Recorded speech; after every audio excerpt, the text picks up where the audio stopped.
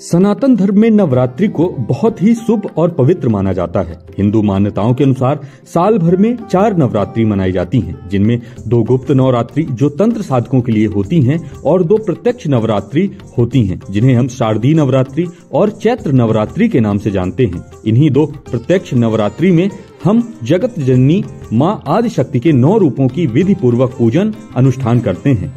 Local 18 से बात करते हुए आचार्य पंकज सावरिया ने बताया कि चैत्र नवरात्रि में माँ जगत जननी के 9 अलग अलग रूपों की आराधना की जाती है। माँ जगत जननी की विधि पूर्वक पूजन हवन करने से व्यक्ति के जीवन में आई सभी समस्याएं दूर हो जाती हैं, सभी प्रकार के दुखों से मुक्ति मिलती है, साथ ही घर में सुख समृद्धि और खुशहाली आती है। इसलिए चैत्र नवरात्रि में अपने घर घट स्थापित कर पवित्र मन से माँ आदिशक्ति का पूजन अवश्य करें।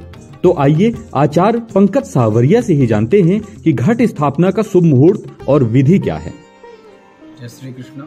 मैं आचार्य पंकज सावरिया। अभी हाल ही में चैत्र नवरात्रि प्रारंभ हो रही है।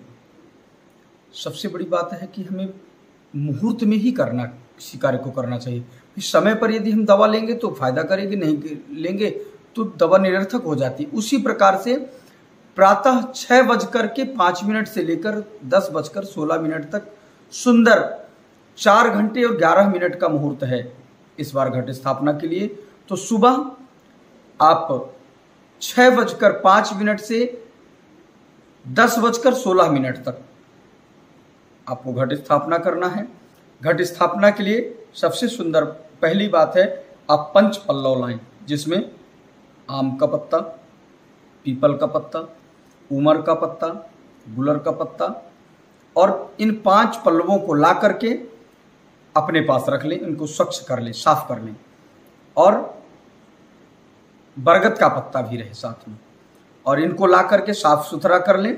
और एक सुंदर नवीन कलश लाएं, मिट्टी का कलश लाएं, जिनको निष्काम भाव से या किसी सहज कार्य की सिद्धि के लिए, किसी का कार्य की सिद्धि करना चाहते हैं तो आप एक मिट्टी का कलश ला लें। और मिट्टी के कलश में सुंदर उन 5 पल्लवों को पहले उस कलश के ऊपर, एक कलश का जो गला होता है उस पर आप मौली बांध दें, कलश पर स्वास्तिक बना दें और स्वास्तिक बनाने के बाद आप कलश को गले तक भर दें। उस पर एक सुपारी, एक हल्दी, एक सिक्का, थोड़ा अक्षत, एक पुष्प रख दें और उसके बाद उन 5 पल्लवों को, आम का, बरगद का, पीपल का, उमर का और गुलर का, ये 5 पत्ते, 5 पल्लव इसको कहते हैं, उसको रख दें। उसके ऊपर एक प्याले पर, एक प्याला अर्थात मिट्टी का ही सकोरा कहलाता है, छोटा कटोरा होता है, उस पर आप कुछ अनाज भर करके उसके ऊपर एक नारियल आप स्थापित करें। और नारियल स्थापित करके और आप कलश स्थापित हो गया। नीचे आप गौर गणेश की स्थापना करें और इसके बाद आप सुंदर पूजन करें। सुबह ब्रह्म मुहूर्त में ही इस बार का पूजन का मुहूर्त है, 6:05 से 10:16 तक। आप पूजन करके एक दीपक जला लें, जो कार्य दीप कहलाए। यदि आप अखंड ज्योत जलाना चाहते हैं, बहुत सुंदर बात है। अखंड ज्योत आप कई चीजों से जलाया जा सकता है, जैसे तिल का तेल है, घी से है और अन्य कई चीजों से कई चीजों का दीपक जलाया जाता है। लेकिन आप प्रयास करें कि तिल के तेल का दीपक जलाएं या घी का दीपक जलाएं, बहुत अच्छा रहेगा।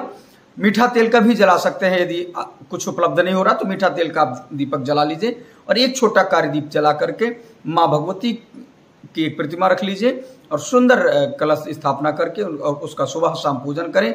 और कलश के चारों तरफ से जवारे आप बो सकते हैं, और नहीं तो आप छोटे छोटे टोकरियों में भी जवारे बोया जा सकता है। और कलश स्थापना करके और सुंदर दोनों समय उसका 9 दिन तक पूजन करें।